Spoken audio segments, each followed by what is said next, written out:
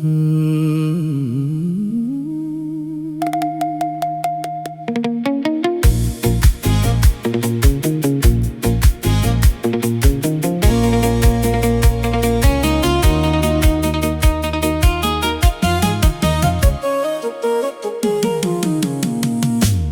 ዝባንኪ ከይወርድ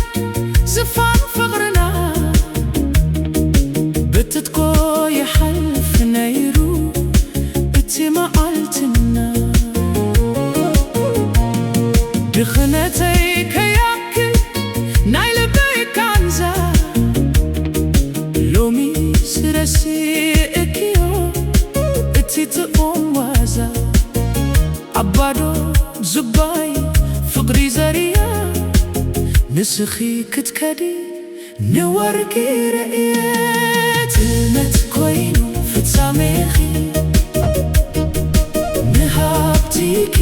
ዝኸድኪ ፍቕሪ ረጊጽኪ ብገንዘብ ተማሪኸኪ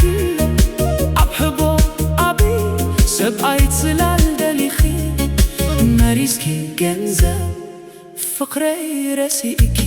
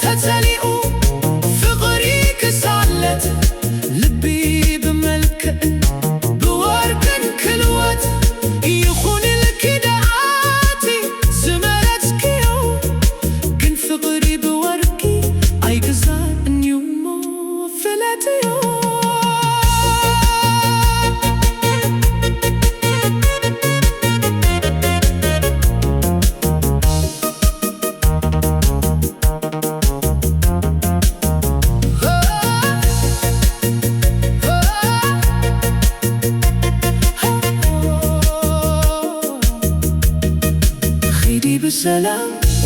مستي هبتامخي أنا جن كنبري